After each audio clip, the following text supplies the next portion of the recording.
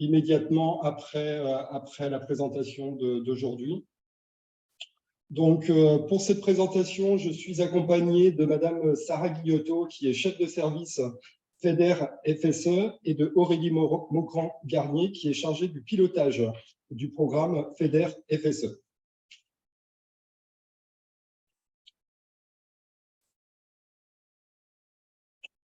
Donc, les objectifs, voilà. Donc, juste pour préciser qu'on a coupé les micros de tout le monde. Du coup, si vous avez des questions à poser, n'hésitez pas à passer par le chat. Et à l'issue de ces présentations, nous ferons un point pour répondre à toutes les questions qui se posent. Donc, les objectifs de cette session d'information, c'est de vous aider à préparer votre projet en vous présentant le cadre d'intervention dans lequel il doit obligatoirement s'inscrire. Donc, le cadre réglementaire est issu du programme, transposé dans ce qu'on appelle le DOMO, le document de mise en œuvre numéro 1, fiche action, et ses critères de sélection. Donc, l'ensemble des documents sont disponibles sur le site Europe en Guadeloupe. Et donc, voilà, un rappel préalable, si votre demande de subvention est conforme au cadre réglementaire, c'est des travaux de programmation qui sont accélérés. Donc, l'architecture du DOMO, c'est quoi? C'est 3 parties. Donc, on a une première partie qui est une partie transversale et explicative, qui fixe les grandes règles générales du programme. La partie 2, c'est toutes les mesures qui sont mobilisables sur la programmation 2021-2027. Et la partie 3, ce sont des annexes avec les pièces justificatives qui sont attendues, les critères de sélection, mais on va revenir sur ces points-là.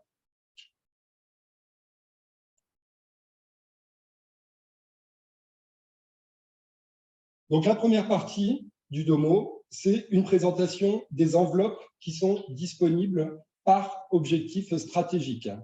Donc, sur le premier objectif stratégique, le numéro 1, à savoir une Guadeloupe plus intelligente, plus connectée, plus compétitive, par l'encouragement d'une transformation vers une économie intelligente et innovante. Donc, ça regroupe plusieurs objectifs spécifiques. Donc, le numéro 1.1 qui fixe les conditions pour la recherche et l'innovation avec une enveloppe dédiée de 45,27 millions d'euros. L'objectif spécifique numéro 1, 2, c'est le volet numérique et aide au projet numérique avec une enveloppe dédiée de 23,69 millions d'euros. L'objectif spécifique numéro 1, 3, ça fixe le cadre pour les aides aux entreprises, dont le tourisme, donc avec une enveloppe dédiée de 63,17 millions d'euros. L'objectif spécifique, toujours le 1.3, avec un volet particulier pour le fret. Et le fret avec une enveloppe RUP, à savoir une allocation spécifique du fait de la distance avec la métropole, avec une enveloppe de 32,9 millions d'euros. L'objectif spécifique numéro 1.5 va encadrer l'ensemble des opérations qui sont liées à de l'infrastructure numérique avec une enveloppe de 4,7 millions d'euros. L'objectif stratégique numéro 2, donc là c'est le volet vert du programme qui vise à encourager une Guadeloupe plus verte, à faible émission de carbone et qui fixe plusieurs objectifs spécifiques. Donc l'objectif spécifique numéro 1, l'objectif spécifique numéro 2.1 qui vise l'efficacité énergétique avec une enveloppe dédiée de 6,71 millions d'euros. L'objectif spécifique 2.2 vise les énergies renouvelables avec une enveloppe de 13,16 millions d'euros. L'objectif spécifique 2.4 sur la prévention des risques avec une enveloppe dédiée de 45,59 millions d'euros et son volet RUP qui est dédié, qui consacre une enveloppe de 27,11 millions d'euros. L'objectif spécifique 2.5 qui vise l'eau et l'assainissement avec une enveloppe dédiée de 75,29 millions d'euros. Toujours dans l'objectif spécifique l'objectif stratégique numéro 2, donc on retrouve l'objectif spécifique 2.6 avec le volet économie circulaire avec une enveloppe dédiée de 54,93 millions d'euros. Et son volet RUP à hauteur de 2,73 millions d'euros. L'objectif spécifique de 7 sur la biodiversité avec une enveloppe dédiée de 8,41 millions d'euros. L'objectif spécifique de 8 sur la mobilité durable à hauteur de 29,18 millions d'euros. L'objectif stratégique numéro 3, c'est une Guadeloupe plus connectée par l'amélioration de la mobilité avec une enveloppe dédiée de 21,62 millions d'euros. L'objectif stratégique numéro 4, donc c'est là qu'on va retrouver le FSE+, voilà, avec une Guadeloupe qui est plus inclusive, qui est plus solidaire, qui est tournée vers l'adaptation et l'élévation des qualifications en visant l'insertion professionnelle des publics. Donc l'objectif spécifique 4.1 fixe le cadre pour la création, reprise d'entreprise et l'économie sociale et solidaire avec une enveloppe dédiée de 11,63 millions d'euros. L'objectif spécifique 4.2, qui a la spécificité de ne pas être du Fonds social européen, mais du FEDER, avec du financement d'investissement sur des plateaux techniques de formation, avec une enveloppe de 12,2 millions d'euros. L'objectif spécifique 4.5 sur les formations sanitaires et sociales, à hauteur de 12,65 millions d'euros, dont son enveloppe RUP de 4,88 millions d'euros.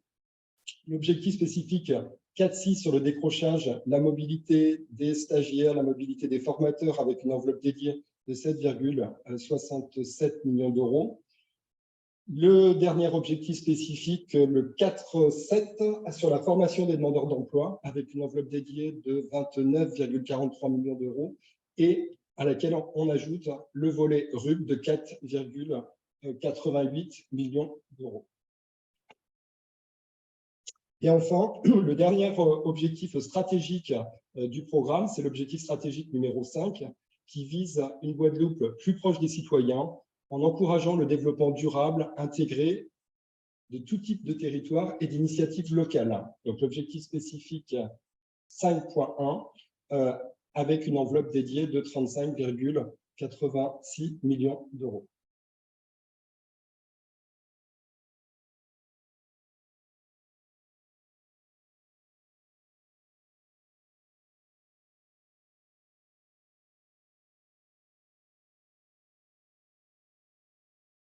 Voilà, donc là, c'était l'enveloppe globale du programme FEDER FSE+, 2021-2027, géré par la région Guadeloupe, autorité de gestion. Alors, le programme, qu'est-ce que c'est? Le programme, c'est un cadre de performance. Donc, ce cadre de performance permet de suivre et d'évaluer les performances du programme avec des indicateurs de résultats et de réalisation qui sont liés à chaque objectif spécifique. Donc, cette partie du DOMO 1 précise les valeurs intermédiaires que les indicateurs de réalisation doivent atteindre d'ici la fin de l'année 2024 et les valeurs cibles que les indicateurs de réalisation et de résultats doivent atteindre d'ici la fin de l'année 2029. Donc, la performance, chaque opération qui sera déposée, qui sera instruite et qui sera programmée est évaluée au regard de sa contribution au programme et aux cibles à atteindre. Chaque valeur renseignée par un indicateur FEDER donné doit reposer sur un justificatif probant, adapté à la nature de l'opération. Sur le volet FSE+, les indicateurs sont valorisés via la collecte de microdonnées auprès des participants sur une base déclarative, à titre d'exemple, des questionnaires. Et le recueil de ces données participants est opéré de manière exhaustive à l'entrée et à la sortie du participant sur une action de formation, à titre d'exemple, et doit être en cohérence avec l'éligibilité du participant.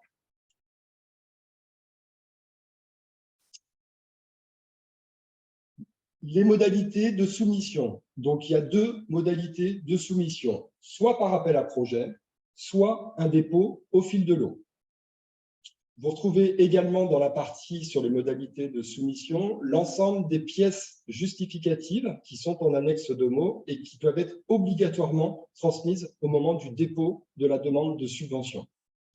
Donc, quelques nouveautés sur ce programme 2021-2027 pour faciliter le travail tant des porteurs de projets que des services instructeurs, autorités de gestion. C'est le principe du dites-le-nous une fois. À savoir que si la pièce a déjà été communiquée lors d'un précédent dossier, il faut nous rappeler le numéro de dossier correspondant de manière à pouvoir aller la récupérer.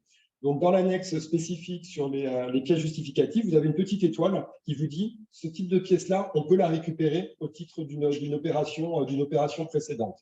Alors, ce principe-là, c'est que ça vaut s'il n'y a pas de changement en cours dans la vie du porteur de projet, s'il n'y a pas de changement juridique ou autre. Après, dès lors que, par exemple, il y a une modification de statut chez une association, dans ce cas-là, il faudra nous renvoyer la pièce actualisée. Donc, il y a des précisions sur les pièces qui sont liées aux porteurs, donc toujours par typologie de porteur, organisme public, entreprise, association, GIP, et ainsi de suite. Et des précisions qui sont apportées sur les pièces qui sont liées au projet et commun à tous les porteurs. Voilà, si c'est un projet d'investissement, si c'est des études, voilà, quelles sont les pièces qui sont attendues au moment du dépôt du dossier de demande. Un cadre spécifique sur les frais de prestations externes d'accompagnement. Donc, on a fixé un plafond de 8 000 € quand le porteur de projet fait appel à un cabinet pour le montage de son dossier de demande de subvention et un plafond de 18 000 € pour le montage et le suivi d'une opération déposée et programmée.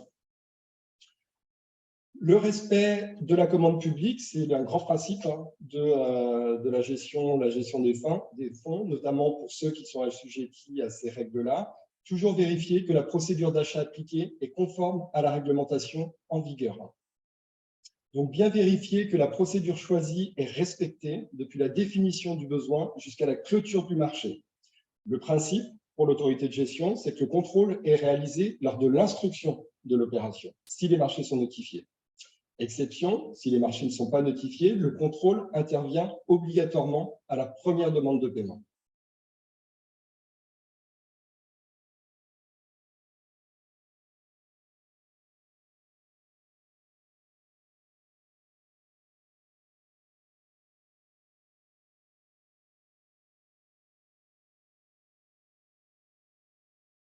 Toujours sur la section transversale, donc à savoir, à connaître, toujours dans le processus de sélection des opérations, c'est les critères. Donc les critères, il y a plusieurs niveaux de critères. Donc des critères de recevabilité. Recevabilité, à savoir, est-ce que le dossier a été déposé sur e-Synergie et est-ce que la saisie est conforme. Donc juste pour rappeler que sur la programmation 2021-2027, l'ensemble des dossiers doivent être déposés sur la plateforme e-Synergie. Et le deuxième volet du critère de recevabilité, c'est est-ce que les pièces du dossier ont été déposées? Est-ce que le dossier est au maximum complet au moment du dépôt du dossier? Les critères d'éligibilité réglementaire, donc ça c'est le socle. Voilà. C'est-à-dire que l'opération sera appréciée au regard d'un certain nombre de critères d'éligibilité réglementaire, à savoir le respect de la charte des droits fondamentaux, le respect du principe d'égalité homme-femme, le respect du principe de non-discrimination, le respect du principe du not significant harm, c'est-à-dire que l'opération ne doit pas avoir un impact négatif sur l'environnement, le respect du principe de pérennité, à savoir que les investissements qui sont financés par l'Europe s'inscrivent dans une durée, à savoir que le bénéficiaire ne peut pas, sur une durée de 5 ans à compter du solde, changer la destination et la finalité de l'investissement, le respect du pacte vert pour l'Europe, le respect des ressources financières nécessaires pour couvrir les frais d'exploitation et d'entretien pour les opérations qui comprennent des investissements en infrastructure ou des investissements productifs, le respect du principe de non-délocalisation, le respect du principe de cofinancement tant privé que public, le respect du principe d'éligibilité temporelle et géographique, les fonds européens, c'est que pour la Guadeloupe, le respect du principe général d'interdiction du double financement européen. Une opération ne peut pas faire l'objet d'un double financement.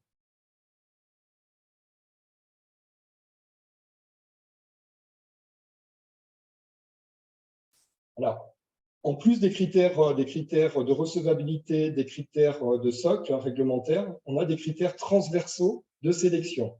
Donc, qu'est-ce qu'on va évaluer? On va évaluer la cohérence générale de l'opération. Est-ce que le projet présente une bonne logique globale au niveau de sa stratégie, de ses objectifs, de ses moyens et de ses résultats? La mise en œuvre et le montage proposé sont simples et réalistes. Voilà des questions que le service instructeur sur lesquelles va devoir répondre au regard des éléments que vous allez préciser dans votre dossier de demande de subvention. Le caractère structurant de l'investissement, de l'opération. Le projet contribue au développement régional durable et impacte positivement l'économie locale. Il génère un effet levier pour la croissance et l'emploi. Et le projet contribue et s'inscrit à l'objectif de développement équilibré du territoire, à savoir qu'il est en cohérence avec le schéma d'aménagement régional, le SAR, ou le schéma régional de développement économique, d'innovation et d'internalisation. L'instructeur va devoir également s'assurer que l'opération s'inscrit dans un principe de développement durable, comment le projet répond à cette thématique. Les principes de durabilité, d'esthétisme et d'inclusion pour les projets de création ou de réhabilitation d'infrastructures. Pour les projets d'études, est-ce que les livrables sont de qualité et est-ce que le résultat a un impact concret pour le territoire?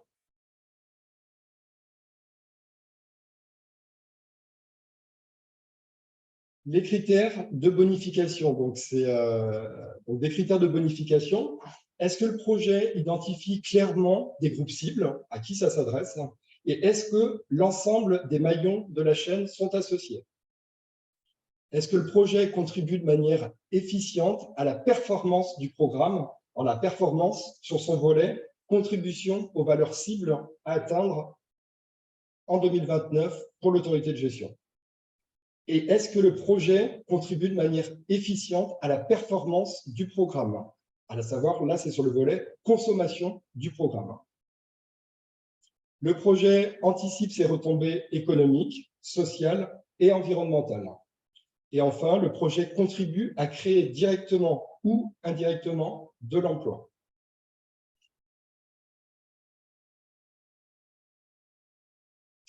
Et enfin, chaque objectif spécifique est associé des critères thématiques.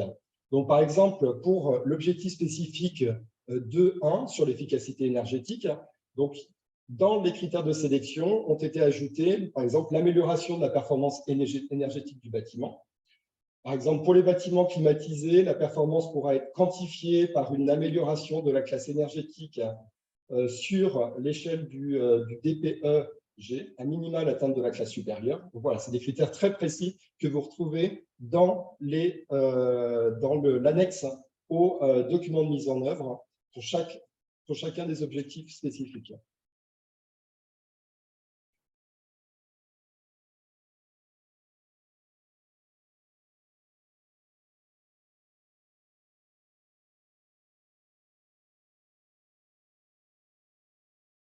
Alors, bonjour à tous. Monsieur Blaiseau m'a passé un peu la main pour conclure cette présentation des critères qui viennent vous exposer. En fait, c'est assez innovant sur cette programmation. C'est quelque chose auquel vous n'avez pas été confronté en 2014-2020 et que la réglementation nous amène à mettre en place pour la période 2021-2027. Donc, présenter ainsi, voilà, ce sont entre guillemets des nouvelles cases auxquelles il convient de s'habituer, mais qui sont une utilité tant pour vous que pour nous. En fait, pour vous, ce sont alors les critères de sélection, un fichier que vous trouvez en annexe du DOMO 1 et qui doit vous amener dans la rédaction et la présentation de vos projets au conseil régional, à être le plus précis possible, le plus argumenté, à vraiment nous exposer l'intérêt de vos projets suivant une grille en fait qui va vous conduire dans la rédaction et la présentation de vos projets. Et c'est un moyen, en fait, les rendre admissibles d'autant plus rapidement qu'ils correspondent, en fait, à nos attendus. Donc, c'est vraiment, s'il faut vous sensibiliser sur un point, celui-là, qui est très important et qu'on vous demande de bien vouloir voilà, vous approprier, et le service instructeur est là pour vous accompagner dans ce travail.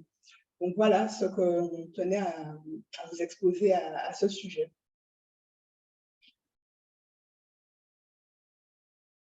Merci beaucoup Aurélie. Donc on va poursuivre la présentation. Le circuit. Donc le circuit d'un dossier européen, donc il est déposé, il fait l'objet d'une complétude, il est instruit, et ensuite il est présenté dans une instance réglementaire qu'on appelle le pré-comité. Donc le pré-comité, c'est les candidatures qui remplissent des conditions d'attribution en matière d'éligibilité et de légalité pour l'objet d'une notation qualitative afin, d'une part, objectiver un avis sur l'opération. Donc, c'est ce que précisait Aurélie Maugrand sur les critères de sélection, en quoi l'opération répond bien à ces critères de sélection. Et d'autre part, de hiérarchiser les opérations afin d'optimiser la contribution des fonds à la réalisation des objectifs du programme. Donc, une fois que l'opération a été présentée en pré-comité, elle fait l'objet d'une présentation en CRUP, donc le comité régional unique de programmation, qui est l'instance décisionnelle de l'attribution ou non de l'aide européenne. Les projets sont présentés pour un avis favorable par thématique et par note décroissante, et les projets sont présentés pour avis défavorable hors motif d'inéligibilité, où là, il y a uniquement une information au CRUP dès lors que l'inéligibilité est manifeste.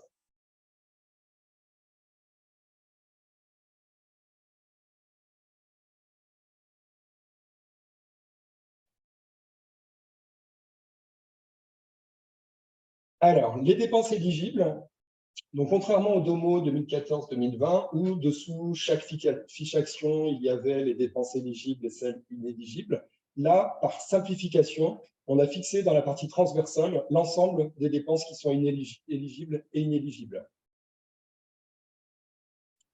Donc, les dépenses éligibles, le principe, c'est qu'une dépense est éligible dans le cadre de la période d'exécution temporelle de l'opération. Pour les opérations ayant déjà été prédéposées, à savoir avec une attestation de prédépôt, qui, je rappelle, ne vaut pas promesse de subvention, la dépense est couverte à compter de cette date.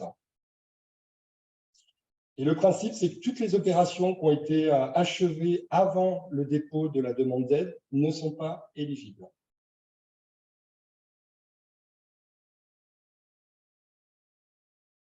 Donc, la typologie de dépenses éligibles, donc, sauf exclusion précisée pour certains objectifs spécifiques.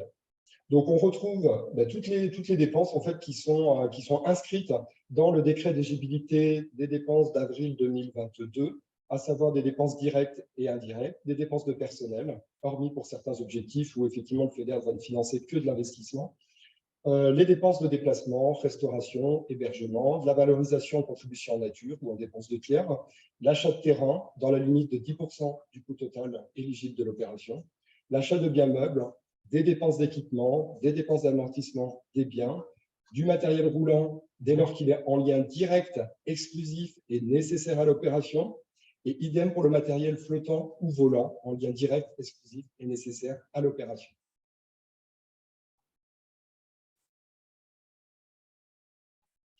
Les dépenses qui sont réglementairement inéligibles, donc c'est les amendes, les sanctions, les frais de justice, tout ce qui est charges exceptionnelles, de la délocalisation, des dépenses indirectes au réel. Dès lors qu'on est sur une dépense indirecte, on va activer les options de coûts simplifiés qu'on va voir. Les dépenses qui sont liées à des centrales d'achat, les dépenses qui sont liées aux dividendes, aux dons, des impôts, taxes, octroi de mer, les petits consommables pour le volet recherche, le personnel titulaire de la fonction publique, qui fait l'objet d'ores et déjà de financement public, et la TVA, excepté dans certains cas où elle est définitivement et réellement supportée par le bénéficiaire et liée à l'opération.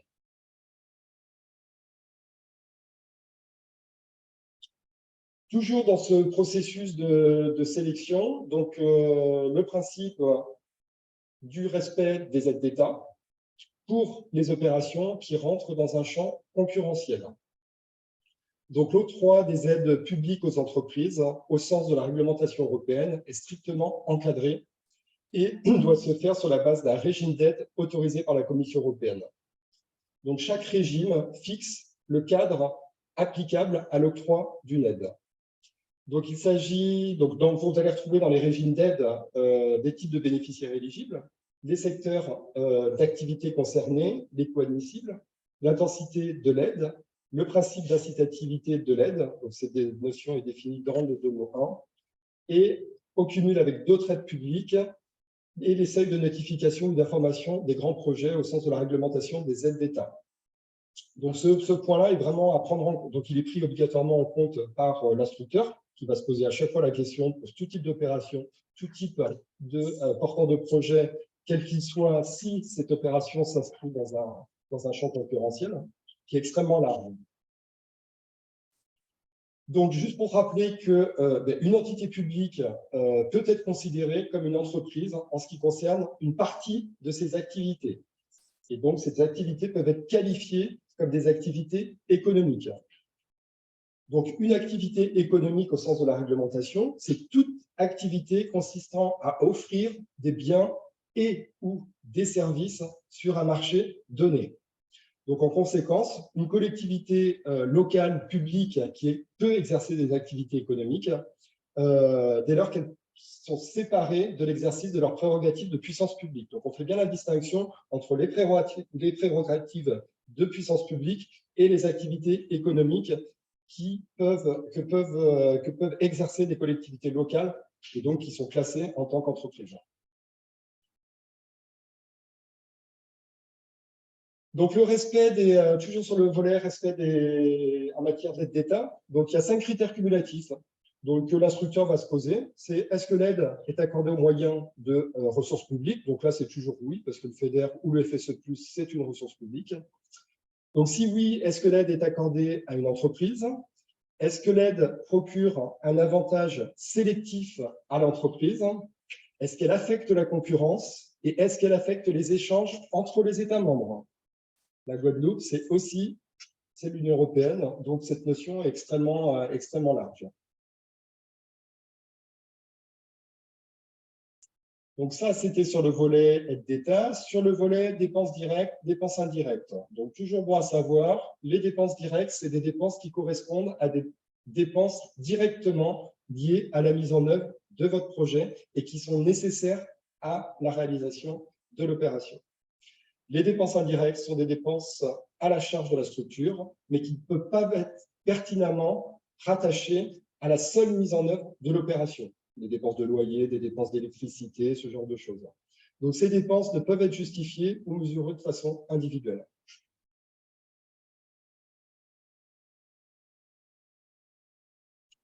Donc, nouveauté en comparaison avec le programme 2014-2020, nous avons activé des options de coûts simplifiés sur beaucoup de thématiques, notamment sur la formation professionnelle ou sur le fret ou sur le volet recherche. Donc, méthode d'option de coûts simplifiés, c'est quoi? C'est une méthode alternative au calcul et à la justification des dépenses des bénéficiaires au coût réel. Donc, cette option vise à alléger la charge administrative des bénéficiaires et des autorités de gestion, à réduire le taux d'erreur et à apporter une attention accrue sur la réalisation et le résultat des opérations. Donc, les porteurs de projets seront accompagnés par l'instructeur préalablement au dépôt du dossier afin de définir conjointement quelles sont les modalités de justification de certains coûts qui sont les plus appropriés et les plus pertinentes au projet. Donc, au stade de la préparation de votre projet, les porteurs devront travailler sur leur projection budgétaire afin de préparer les entretiens éventuels. Donc, voilà sur la partie 1, la section transversale, donc avec des grands principes qu'il était nécessaire de connaître avant de démarrer et de prendre connaissance des fiches actions qui vont définir objectif par objectif le cadre d'intervention.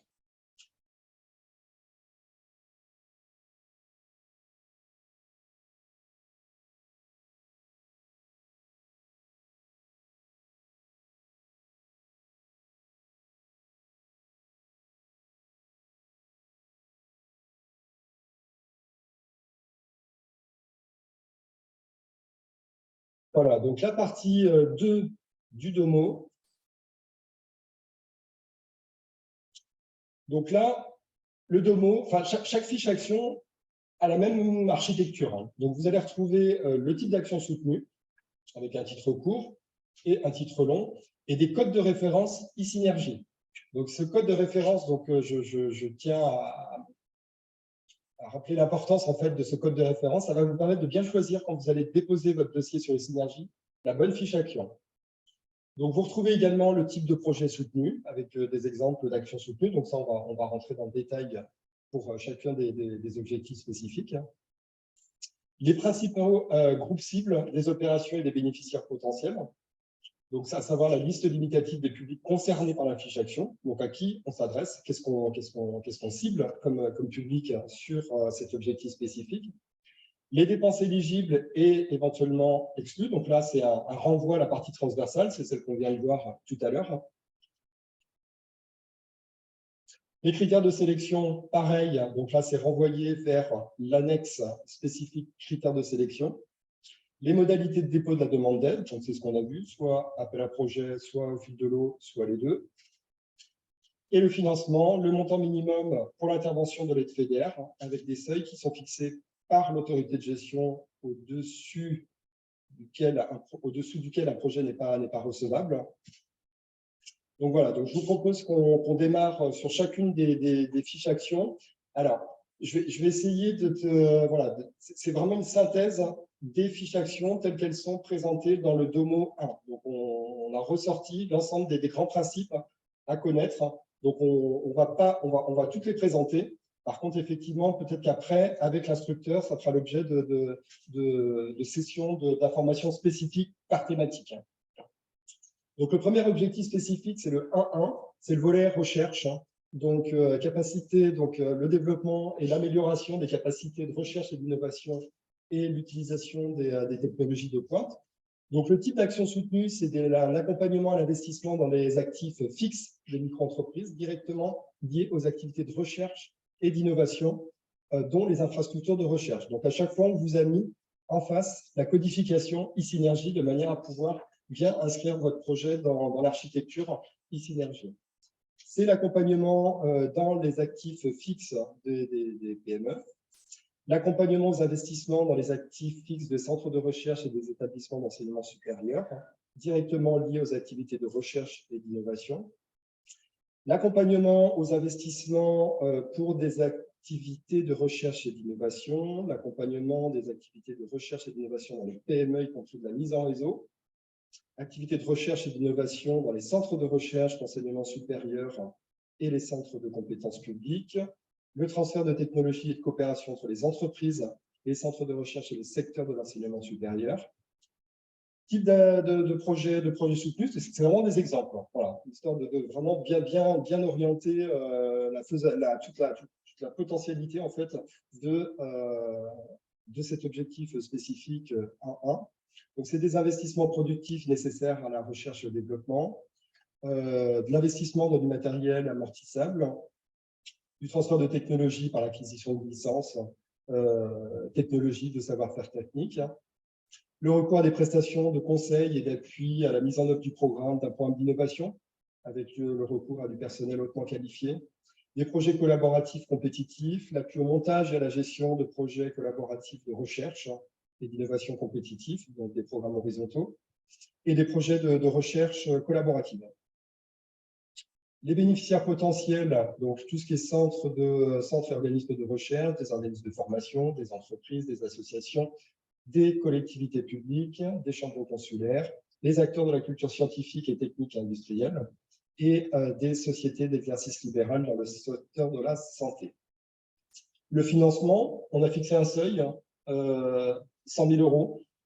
Le montant maximum FEDER est de 65% et le taux maximum d'aide publique à titre indicatif est de 80%, et c'est toujours sous réserve de la réglementation qui est liée aux aides d'État.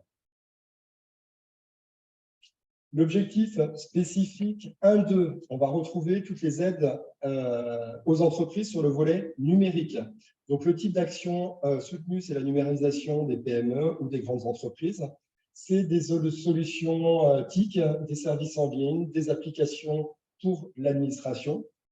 À titre d'exemple, c'est tout le volet transition numérique des entreprises, des associations, des collectivités. La présence web, avec le développement ou la refonte de sites web ou de e-commerce.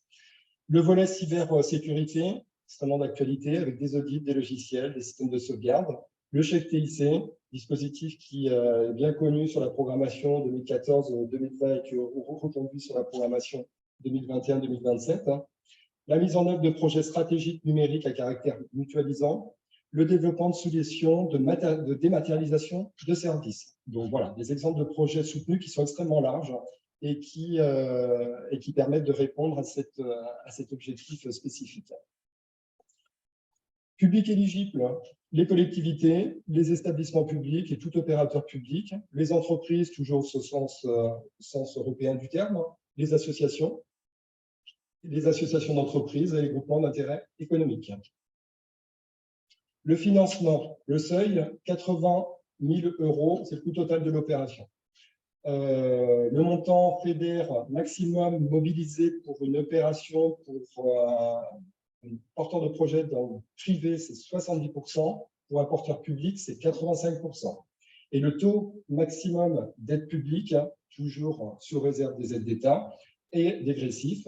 Donc 70% pour les TPE, 60% pour les PME, 50% pour les grandes entreprises et 85% pour les établissements publics.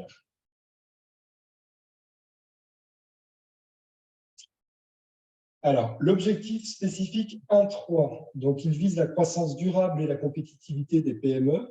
Bon, en toute transparence, c'est l'objectif spécifique qui est le moins aisé à comprendre parce qu'effectivement, il regroupe énormément d'opérations spécifiques. On va retrouver dedans les aides directes aux entreprises, on va retrouver le tourisme, on va retrouver le volet action collective, l'instrument, tout ce qui est outil d'ingénierie financière et l'aide aux frais. Voilà. Ce n'est pas forcément très simple sur cet objectif spécifique, donc prenez bien le temps de le lire en détail. Donc là, dans les grandes lignes, les actions soutenues, c'est le développement commercial et l'internalisation des PME, tourisme, PME. Le soutien aux grandes entreprises au moyen d'instruments financiers, le développement des compétences pour la spécialisation intelligente, la transition industrielle, l'esprit d'entreprise, la capacité d'adaptation des entreprises au changement. On va retrouver également un volet incubation, soutien aux entreprises créées par SMH, aux startups, le soutien aux pôles d'innovation, le transfert de technologies et de la coopération entre des entreprises, des centres de recherche et le secteur de l'enseignement supérieur et l'aide aux frais. Donc, comme je le précisais tout à l'heure, les exemples de projets soutenus, c'est des actions collectives, c'est le soutien à la création, à la modernisation de produits, d'infrastructures, de loisirs et d'animations touristiques qui peuvent être soit privées, soit publiques. La création, la reprise de nouvelles infrastructures hôtelières, des aides directes aux PME, des besoins en fonds de roulement et la création d'entreprises, notamment sur le volet ingénierie financière. L'accompagnement pour la création d'entreprises, la création et la reprise toujours, et celles qui sont en développement. Des actions de formation en management et en gestion des entreprises. Donc là, ça peut rejoindre le volet action collective. La Technopole et son programme d'activité. Le programme d'activité qui sont liés à des tiers-lieux et à des pôles d'innovation et l'aide aux frais, à savoir le remboursement de surcoûts de transport de marchandises et d'équipements entrant ou issus d'un cycle de production et sortant.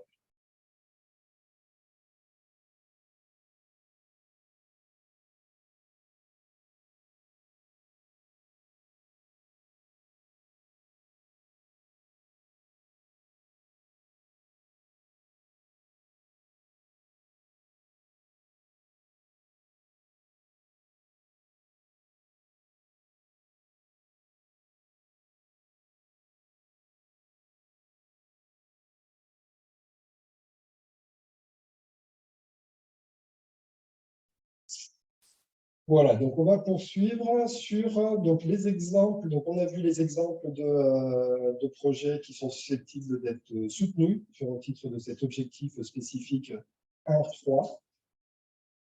Donc les bénéficiaires éligibles pour les aides aux PME, c'est les entreprises ou des associations qui exercent une activité marchande et qui s'inscrivent vraiment dans un projet d'investissement productif avec des exclusions. Les SCI, les groupements d'intérêt d'entreprise, les professions libérales, à l'exception de celles qui exercent dans le secteur de la santé. Pour les actions collectives, ça va être les clusters, la technopole, les associations d'entreprises, les collectivités, l'agence de développement économique, l'agence de promotion du tourisme, le CTIG, les offices du tourisme intercommunaux et le réseau des organismes consulaires. Sur le volet bénéficiaires potentiels, sur le volet tourisme, donc pour les investissements dans les infrastructures d'hébergement, c'est-à-dire de la montée en gamme et dans les produits touristiques, les structures hôtelières, les entreprises d'investissement et d'exploitation, les résidences de tourisme et les complexes touristiques d'au moins 3 unités, 4 ou 5 étoiles, les entreprises de loisirs touristiques, le CTIG et une exclusion sur les SCI, les gérants de gîtes, de bungalows, studios meublés, à l'exception des groupements de villas. Sur les instruments financiers dédiés à la création d'entreprises, c'est le réseau associatif en charge de l'accompagnement des créateurs et des repreneurs d'entreprises et la collectivité régionale qui est susceptible de monter ce type d'outils financiers. Les instruments financiers sur le volet instruments financiers qui sont dédiés à la croissance des entreprises, c'est les sociétés qui garantissent des concours financiers octroyés aux entreprises et la collectivité régionale. Pour le développement des compétences,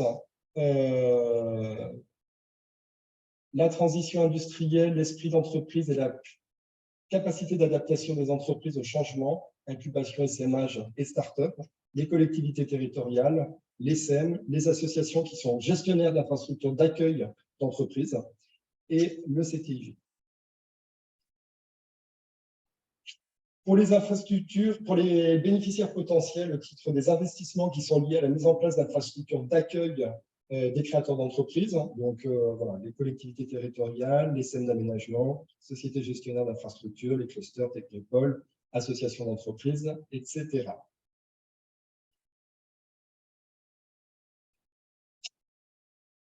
Pour les opérations qui visent à augmenter la visibilité de la recherche guadeloupéenne, les établissements d'enseignement supérieur et de recherche.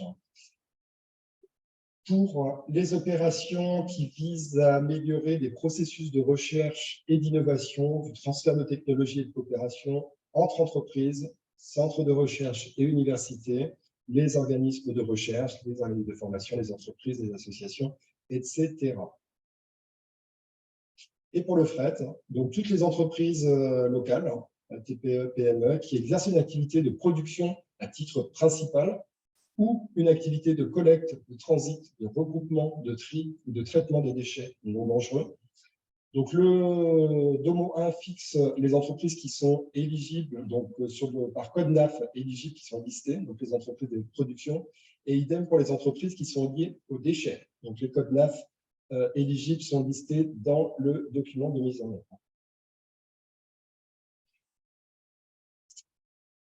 Sur le volet financement, donc financement pour les investissements dans les infrastructures d'hébergement, de la montée en gamme et dans les produits touristiques, le seuil c'est 500 000 € pour la montée en gamme, avec un FEDER maximum de 30% pour les opérations qui s'inscrivent dans un objectif de montée en gamme et 35% pour les produits touristiques.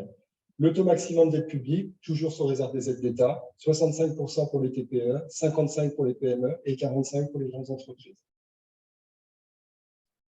Pour les aides aux entreprises, le FEDER maximum 45% ou 55% dès lors qu'on applique, que le projet est éligible à une majoration pour les entreprises qui ont respecté des critères d'éco-conditionnalité et des critères de bonification que vous retrouvez dans les critères de sélection thématique.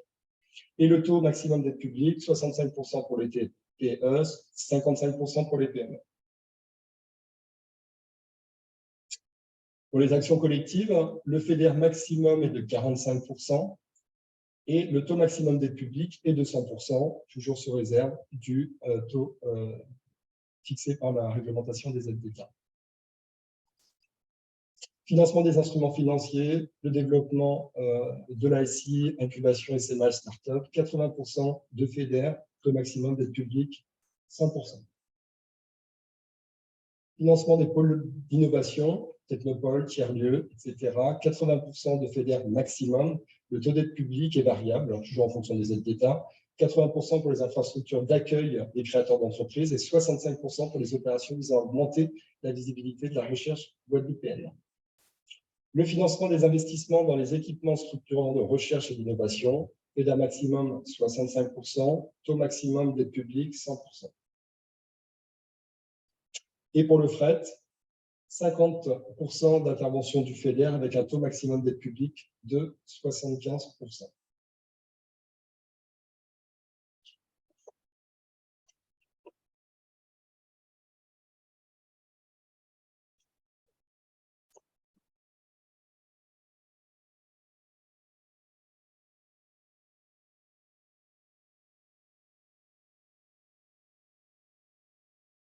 Voilà, donc on va poursuivre assez rapidement pour laisser le temps aux échanges. Donc, sur l'objectif spécifique 1.5, c'est la connectivité numérique avec le type de le réseau très haut débit et à haute capacité. Donc, le bénéficiaire potentiel, c'est la collectivité régionale dans le cadre de sa compétence propre. Le financement est de 85%, le taux maximum d'aide publique 100%. Sur l'objectif stratégique numéro 2, le volet vert du programme, donc, au titre de l'objectif spécifique 2.1, c'est la rénovation énergétique, les mesures d'efficacité énergétique, tant pour les constructions neuves que pour les bâtiments existants. L'exemple de projet soutenu, c'est les solutions en faveur de la performance énergétique sur les bâtiments existants ou neufs, des actions de sensibilisation et d'accompagnement des ménages pour la prise en compte de cette thématique. Et les bénéficiaires potentiels, les collectivités territoriales, les établissements publics, structures d'économie mixte, les entreprises.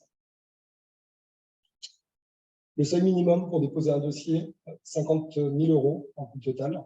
Le FEDER intervient à hauteur de 80% et le taux maximum d'aide publique à hauteur de 100%, toujours sous réserve de l'application des aides d'État. Sur le volet 2, c'est le volet économie énergie renouvelable, donc solaire, biomasse, autres énergies renouvelables. Installation de production d'énergie renouvelable à des fins d'autoconsommation, valorisation de la biomasse, aide à l'investissement pour la filière biomasse, valorisation de l'hydrogène renouvelable. Bénéficiaires potentiels, les collectivités territoriales, les établissements publics, les SEM, les entreprises et les groupements. Le seuil minimum pour déposer un dossier, 50 000 €, le FEDER intervient à 80%.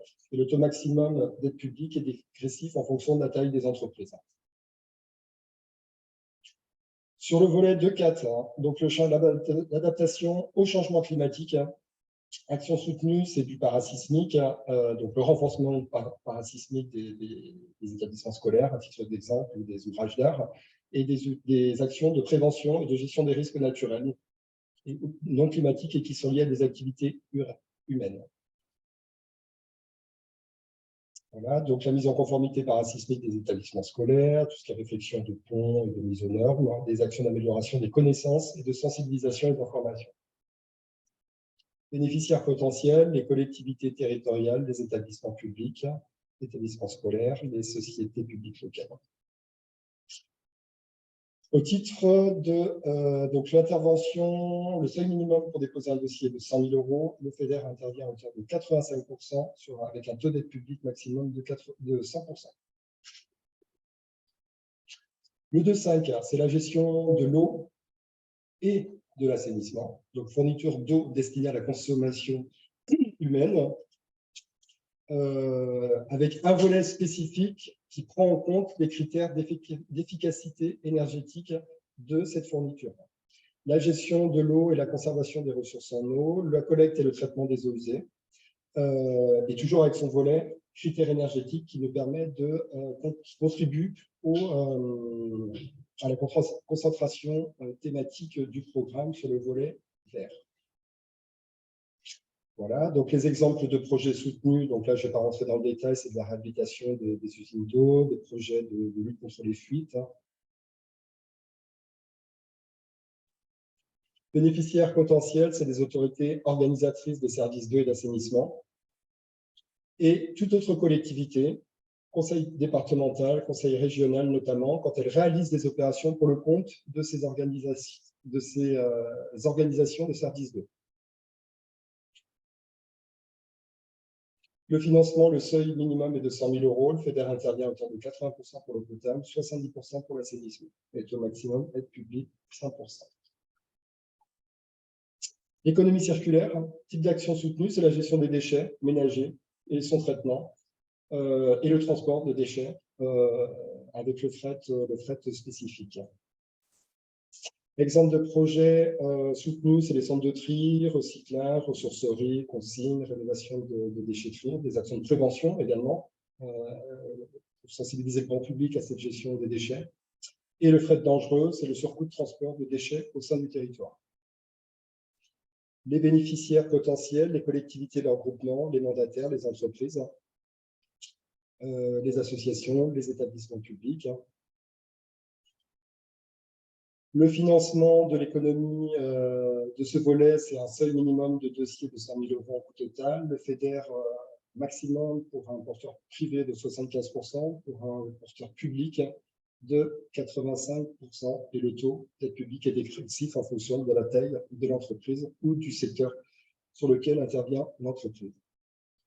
Et pour le fret, voilà, le taux FEDER est de 85%. Sur le volet biodiversité et protection des écosystèmes, donc les types d'actions soutenues, c'est la protection de la nature, de la biodiversité, du patrimoine naturel, des ressources naturelles, des infrastructures vertes et bleues. Exemple d'actions soutenues, c'est la lutte contre l'échouement des sargasses, des opérations de préservation et de restauration du système écologique, la continuité écologique, la lutte contre les espèces envahissantes et des actions de sensibilisation et de mobilisation en faveur de la biodiversité. Les bénéficiaires potentiels, les collectivités, les établissements publics, les entités parapubliques, les associations et le secteur privé.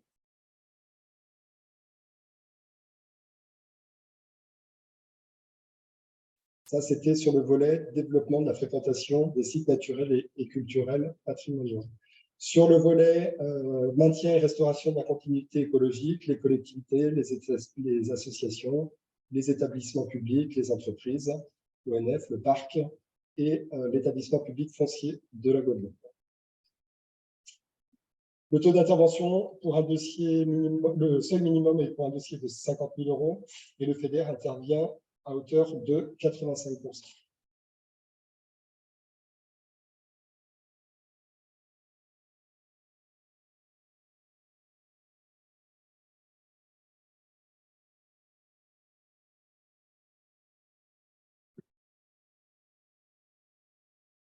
Je prends le relais pour la suite de la présentation.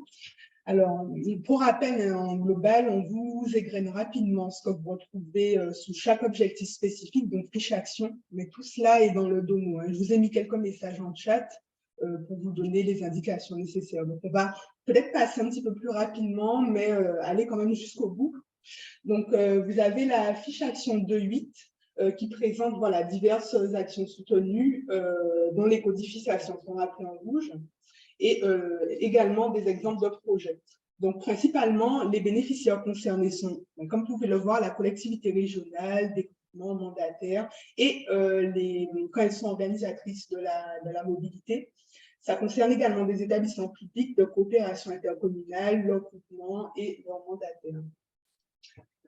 Donc, sur cette fiche action 2.8, concernant la mobilité, le seuil en coût total donc, est de 100 000 €. Cela signifie qu'on ne prend pas de projet en dessous de ce montant, avec un FEDER maximum de 80% et un taux maximum d'aide publique, comme l'a toujours précisé Samuel, potentiellement de 100% s'il n'y a pas d'application de régime d'aide d'État.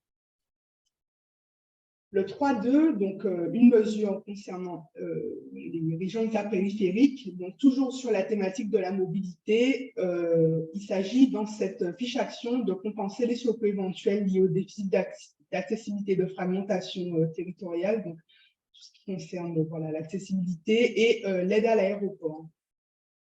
Donc, vous retrouvez également des exemples de projets soutenus. Là, on entend accompagner l'équipement aéroportuaire pour notamment, c'est un sujet, hein, accompagner sa croissance avec le trafic qui évolue. Et voilà. Donc, pour cette fiche très spécifique également concernant notamment l'aéroport, le seuil de projet minimum, un montant au coût total de 100 000 €, un FEDER maximum à 80% et le taux d'aide publique peut aller jusqu'à 100%. Donc là, on glisse vers les fiches actions FSE+. Donc, sur l'objectif spécifique 4.1, vise à soutenir le travail indépendant et la création d'entreprises, donc codification de synergie en rouge, soutien à l'économie sociale et aux entreprises sociales. Donc, je le redis, hein, les codifications, c'est très important, vous les retrouvez dans les fiches actions du DOMO 1. Exemple de projet soutenu. Donc là, on retrouve l'économie sociale et solidaire. Voilà, je laisse rapidement prendre connaissance et vous retrouvez tout cela dans le DOMO 1. Le seuil de projet, donc pour le FSE, c'est un petit peu la constante. On ne prend pas de projet en dessous d'un coût total de 25 000 €. Le FSE, comme sur la période 14-20, peut aller jusqu'à un maximum de 85% et le taux d'aide publique peut être élevé à 100% suivant la réglementation des aides d'État. L'objectif spécifique 4.5, donc pour l'inclusion, vous retrouvez 3 types d'actions soutenues, dont les codifications e-synergie sont rappelées en rouge dans ce support. Des exemples de projets soutenus pour vous aiguiller. Donc, pour les concernés, voilà, si on passe un peu rapidement, on va vers la fiche action du DOMO 1, disponible sur le site Euroton Guadeloupe pour l'objectif 4.5. Les bénéficiaires potentiels, donc là, vous avez les établissements d'enseignement supérieur, des organismes de formation, Guadeloupe Formation, l'ADOM, c'est assez spécifique. Le seuil donc, de projet, 25 000 €, un FSE qui peut accompagner jusqu'à 85% et un taux d'aide publique maximum de 100%. Ensuite, l'objectif spécifique 4.7, donc toujours une mesure du FSE+, pour promouvoir l'apprentissage tout au long de la vie. Nous avons 3 types d'actions soutenues de manière prioritaire, donc, que vous retrouvez indiqué ci-dessous, avec leur code e-synergie pour faciliter le dépôt de vos projets sous l'application. Des exemples de projets soutenus, donc notamment l'action d'accès à la qualification des personnes en recherche d'emploi, préciser quel type de public, voilà. Et le détail est sous cette thématique. Les bénéficiaires potentiels, donc assez similaire à la fiche précédente, vous avez les collectivités territoriales, les établissements publics, organismes de formation, Guadeloupe Formation, Observatoire régional de l'emploi et de la formation et l'ADOM. Donc, étant donné que c'est une fiche FSE, toujours le même seuil à 25 000 € en coût total, FSE 85% et un taux d'aide publique pouvant grimper jusqu'à 100%. Ensuite, l'objectif spécifique 4.6, donc pareil, les actions soutenues, la codification synergie. Là, ça concerne l'enseignement, donc qu'il soit primaire, secondaire, supérieur, et le soutien à l'adéquation au marché du travail et aux transitions. Vous avez des exemples de projets soutenus, donc pour les connectés que ça intéresse, c'est là que vous retrouvez les actions de lutte contre le décrochage universitaire. Les actions qui visent à structurer et développer l'offre d'insertion et d'orientation des élèves et des étudiants, ainsi que de leurs familles. Les bénéficiaires potentiels sont également identifiés. Donc, vous retrouvez des incontournables tels que l'Université des Antilles, l'Académie de la Guadeloupe, des organismes de formation. Les chambres consulaires également. Avec pour du FSE un seuil fixé en coût total à 25 000 €, du FSE pouvant aller jusqu'à 85% et potentiellement 100% d'aide publique. Enfin, la fiche action 4.2, qui est du FEDER. Alors, les actions soutenues, plus des exemples qui sont à votre disposition dans le domo sur le site internet de l'Europe en Guadeloupe. Des bénéficiaires potentiels, alors là, vous retrouvez les centres de formation, notamment. Et alors, un seuil un petit peu plus important, 80 000 €, donc en coût total, toujours pour le projet. Pour rappel, si votre projet est en dessous de ce seuil, il n'est pas admissible pour du FEDER. Le FEDER, il y a une petite coquille, peut aller jusqu'à 85% et le taux d'aide publique jusqu'à 100%. Et j'avais dit enfin, mais j'avais oublié notre dernière fiche action qui est un petit peu particulière, la fiche 5.1, qui encourage le développement social, économique et environnemental intégré. Donc là, ce sont, voilà, suivant des modalités d'accompagnement un peu particulières, du financement de types d'actions qui sont déclinées ci-dessous. On protège l'environnement, on fait de la promotion d'actifs touristiques et de services. Le patrimoine, des services culturels, la réhabilitation de certains espaces, la mise en sécurité et des initiatives en faveur du développement territorial. Donc, pour vous expliquer tout cela, dans le domo, vous avez les exemples de projets soutenus qui sont également ici. Les bénéficiaires potentiels, donc là, il y a une bonne partie d'accompagnement pour des projets publics. Donc, vous retrouvez des collectivités locales, des établissements publics, grands ports, conservatoires du littoral, comités du tourisme, office du tourisme, également des entités parapubliques, des groupements d'intérêt public, les GIP, et d'autres entités qui peuvent déposer des dossiers. Des associations et également le secteur privé qui peut se positionner s'il a des projets structurants qui rentrent dans nos priorités d'intervention.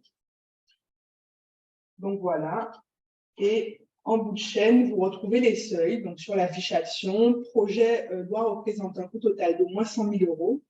Le FEDER peut aller, voilà, suivant les différents types de projets, à des montants, des taux qui sont précisés ci-dessous. Et concernant les bénéficiaires privés qui souvent sont concernés par des régimes d'aide d'État, donc voici les taux applicables. Voilà. Merci beaucoup, Aurélie. Donc là, à présent, je vous propose qu'on prenne les questions qui ont été précisées dans le chat, sachant qu'on ne va pas pouvoir répondre à toutes les questions. On va sans doute organiser des webinaires spécifiques sur la thématique du tourisme. Je vois qu'il y a beaucoup de questions sur le tourisme. Donc, on va les prendre une par une.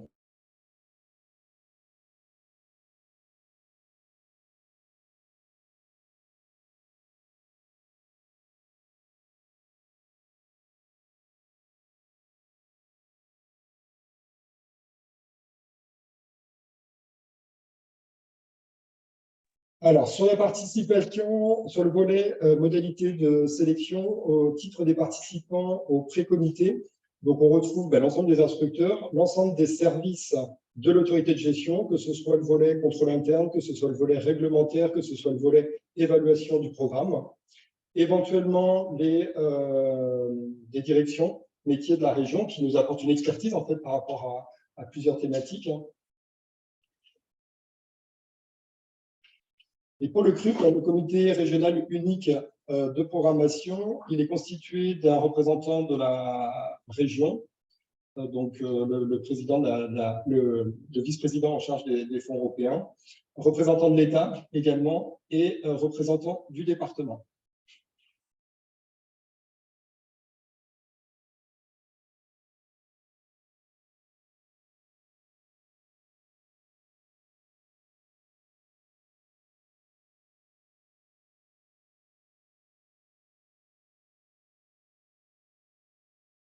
Alors, sur la partie cofinancement, donc effectivement, toute opération peut faire l'objet d'un cofinancement, tant par la collectivité régionale que par les services de l'État ou que l'ADEME ou que tout autre type ou des cofinanceurs privés, EDF par exemple sur le volet énergétique.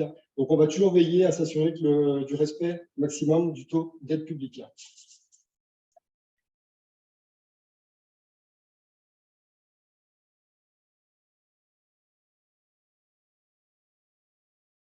Alors, au sujet de la bonification, comme appelé dans le chat en live là, c'est pas alors c'est un bonus pour le dire simplement. Si votre projet remplit les critères bonus qui sont dans le fichier Excel, vous avez un point en plus généralement, mais vous n'aurez pas de point en moins. Donc c'est un moyen de faire grimper la note de votre projet et de le rendre convaincant pour les comités et le.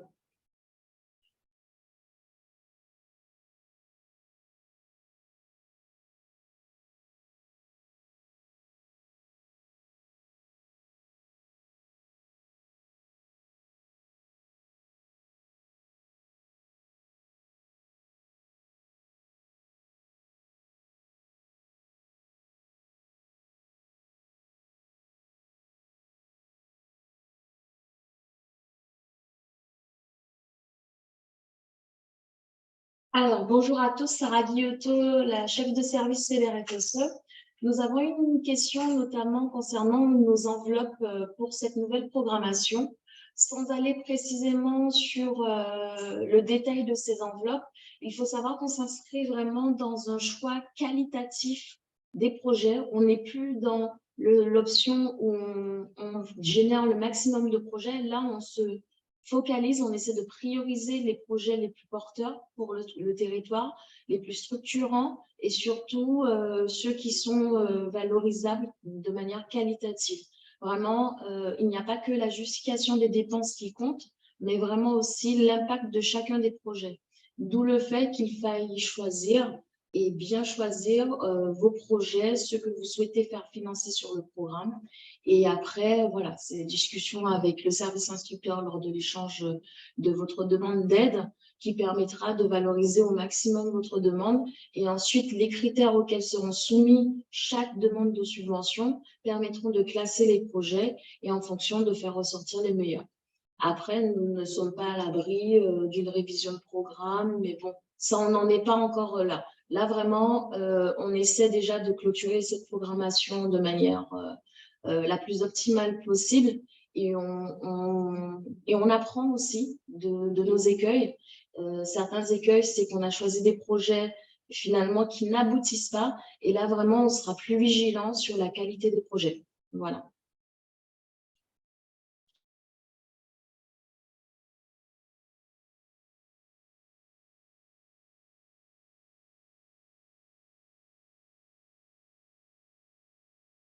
Alors, sur le dépôt du dossier, donc sur e-Synergie, donc e-Synergie est paramétré actuellement pour accueillir les projets. Par contre, nous avons fait le choix de ne pas encore ouvrir l'accès au dépôt du dossier sans avoir eu ce webinaire en amont qui présente toutes les mesures éligibles, qui présente les pièces justificatives qui sont attendues, les critères de sélection. Voilà, l'objectif, ce n'est pas de se précipiter à déposer un dossier, c'est vraiment bien prendre en compte le cadre réglementaire dans lequel doit s'inscrire l'opération.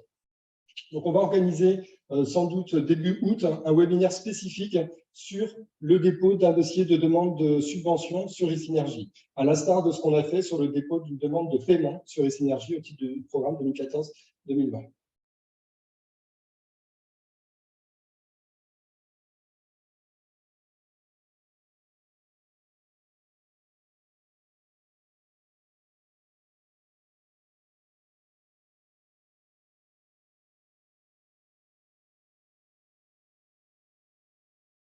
Alors, sur les questions qui sont relatives à l'aide aux fret, donc nous allons organiser de la même manière une information spécifique sur l'aide aux fret, parce qu'il y a quand même des grandes nouveautés par rapport à la programmation 2014-2020, notamment avec l'activation des barèmes de coûts standards unitaires qui vont simplifier considérablement les travaux des porteurs de projets et de l'autorité de gestion. Donc, ça nécessite vraiment un webinaire spécifique sur l'aide aux fret.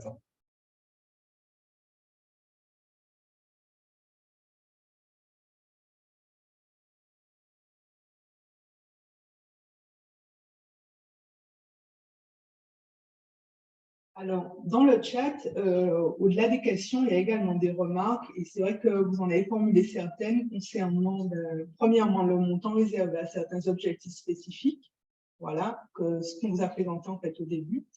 et les seuils fixés également pour le montage des projets, donc ce que vous pouvez reverser enfin, prendre en FEDER pour couvrir vos dépenses sur ce point-là. Donc, il faut savoir que c'est la seconde programmation que conduira la région Guadeloupe et qu'on est amené donc à faire des options un peu plus fines. Donc, c'est vrai que sur la programmation 14-20, on avait également une enveloppe donc globale sur le programme qui correspond à peu près à ce qu'on a là sur 21-27. On est à peu près à budget constant, mais on veut faire mieux.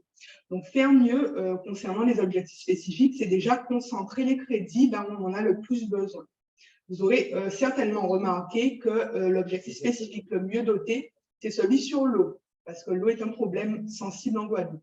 Donc, on a concentré 80 millions d'euros, excusez ce lapsus, de fonds européens pour régler le problème de l'eau. Et ensuite, on a également, du fait de la réglementation européenne, été amené à distribuer le reste de l'enveloppe sur les différents objectifs spécifiques. Donc, les priorités sont fixées tant par la réglementation européenne que par la région Guadeloupe. La région Guadeloupe a fortement joué son rôle sur la question de l'eau.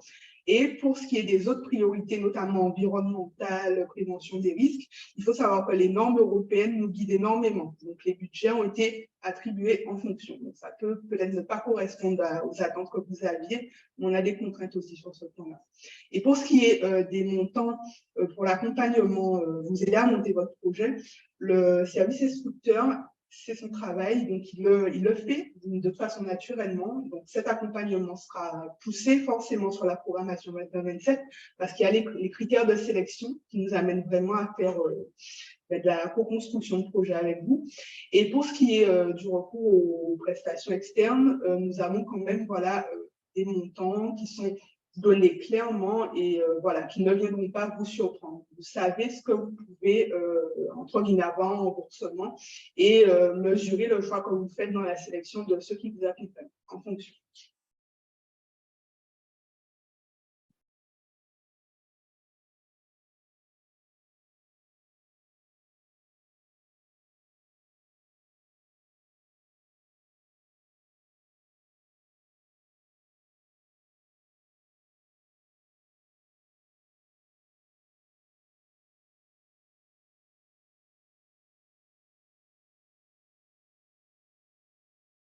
Alors, une question particulière sur le fait de, sur un même projet, pouvoir postuler sur deux objectifs spécifiques différents. Alors oui, c'est possible. Par contre, il va falloir déposer deux opérations. Deux opérations en prenant bien en compte, parce qu'on a eu des audits, on a eu des contrôles, en prenant bien en compte la séparation des dépenses sur chacune des thématiques. Par exemple, vous déposez quelque chose sur l'aide de l'entreprise, il y a tout un volet énergétique à déposer sur l'objectif spécifique 2.1. Donc, bien prendre en compte les dépenses qui sont liées à l'énergie et des dépenses classiques qui sont liées à l'investissement productif qui souhaite être accompagné.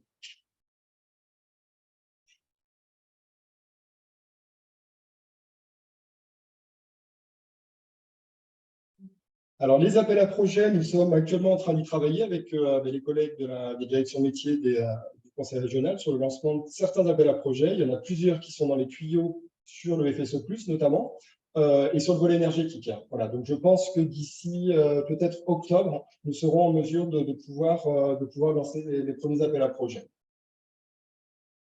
Et dans tous les cas, nous avons l'obligation de publier sur le site Europe en Guadeloupe la liste des appels à projets prévisionnels que l'autorité de gestion va lancer.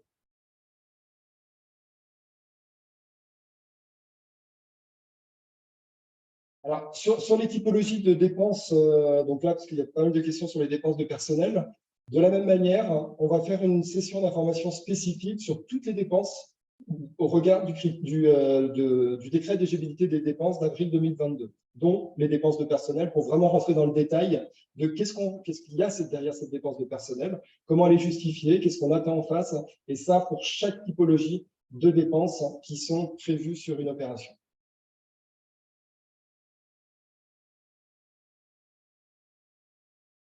Alors, on n'est pas en mesure de pouvoir répondre à toutes les questions aujourd'hui. Du coup, moi, je vous invite vraiment à poser un maximum de questions sur l'adresse projet au pluriel -feder-fse@région Guadeloupe. Et voilà, un instructeur sera en mesure de répondre à des questions spécifiques.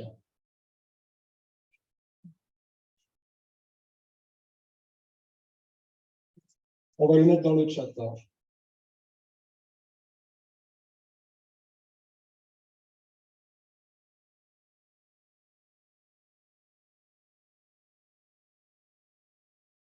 Alors, sur toutes les questions qui sont liées à l'objectif spécifique 1.3, dont le volet tourisme et produits touristiques, de la même manière, on organise quelque chose de spécifique sur cette thématique pour répondre à toutes les questions de code APE, de taux d'intervention, de type d'action éligible, de classification de l'hôtellerie, et voilà, sur tous ces éléments qui sont très techniques.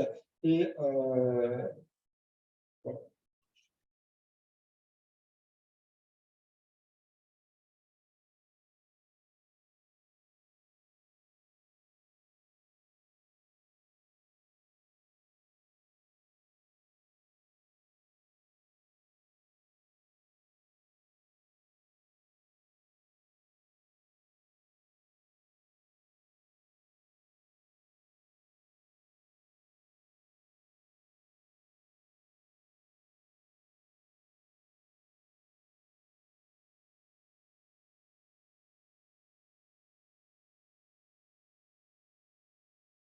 Alors, sur la question du seuil qui est fixé pour certains objectifs spécifiques, non, c'est un seuil minimum, c'est le coût total de l'opération. Par exemple, voilà, 100 000 € ou 500 000 € pour le tourisme. Donc, c'est le seuil en coût total de l'opération. Donc, c'est un critère d'éligibilité, à savoir que tous les projets qui seraient déposés, qui seraient inférieurs à ces seuils-là, sont manifestement inéligibles et donc ne font pas l'objet d'un traitement par l'autorité de gestion.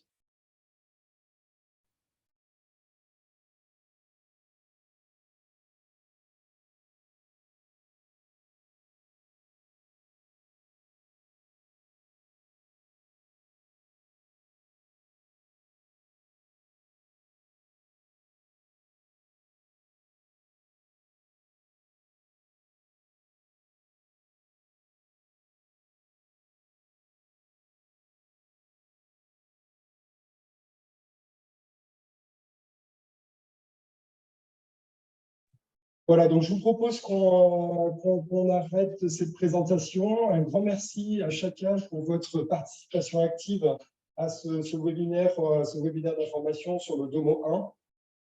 Donc, n'hésitez pas à nous poser des questions sur l'adresse mail projet-federfse de manière à pouvoir répondre à vos questions et surtout nous alimenter aussi dans notre réflexion dans la mise en œuvre du programme par l'autorité de gestion Région Guadeloupe.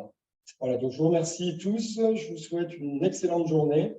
Le replay, la présentation sera mise sur le site Europe en Guadeloupe assez rapidement. Voilà. Merci à tous, à très bientôt.